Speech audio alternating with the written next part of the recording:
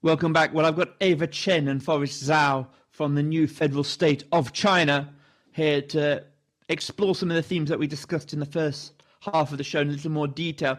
Guys, thanks for coming on. I'm especially interested in some of the inner dynamics of the CCP and the power struggle that seems to be taking place in front of our very eyes right now, even though the rest of the Western media doesn't seem to be paying that much attention to this. Tell me more about what happened on Friday. I gather there was a significant military purge in all of the branches, that sort of Navy, Armed Forces, the Air Force. Let's start off a bit about that. Ava, why don't you tell me, you were telling me in the break, tell me some more about what happened on Friday of last week.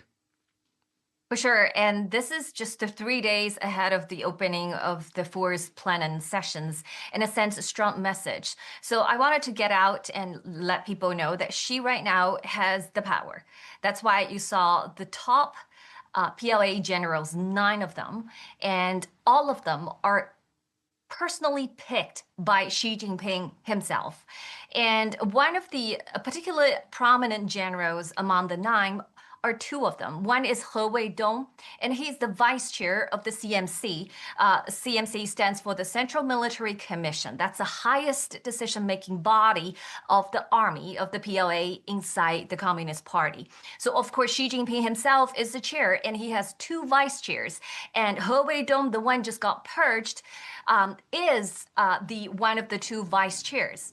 But the other one is Miao Hua. Miao Hua is also a very prominent person, and all of them has histories with Xi Jinping, goes back to 20 years ago when Xi Jinping was the party deputy secretary and governor for the Fujian province, and that's why they gained trust from Xi Jinping, and that's exactly why He Weidong was nominated to take a seat on the CMC in 2022, which is quite surprising move, because at that time he was previously the Eastern Commander, and a lot of a party rule by moving him up so quickly. Xi Jinping actually broke the unwritten party norms. But however, what we just saw 3 days ahead of the opening of the force plenum, Xi basically purged the person he used to entrust to secure his rule, and including Miao Hua as well, because Miao Hua, all the other generals in the batch has somehow related to Miao Hua. Either they served together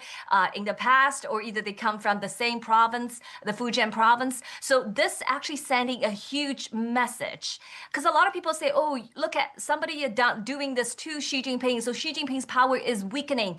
No, that's not right. She is very safe right now. Okay, by purging all those people he perceived a threat to him, he is actually even more concentration in his power. But I think this is a history in play itself. We all know where the dictator ends, because power builds on fear, inevitably collapse. And the tighter his grip becomes, and the closer he's close to his downfall. Okay, let me push on that one a little bit more. Okay. Forrest, what is the view in China when the president, the secretary general of the party, the president of the country, purges his own nominees from the party hierarchy? Does that not indicate that he's panicking somewhat? We're very used to seeing someone like Xi, who's sort of, if anything, he's sort of very cautious when he acts. He thinks a lot. Nothing chaotic, nothing out of place. It's almost as if he's the embodiment of process. When he purges his own appointees like this, does it not look as if he's made a misjudgment somewhere along the line? No, actually, this is nothing new to the Chinese people, or let's say communist countries. If you see Stalin and Mao Zedong, they all purged their own generals. Stalin almost killed every top general around him.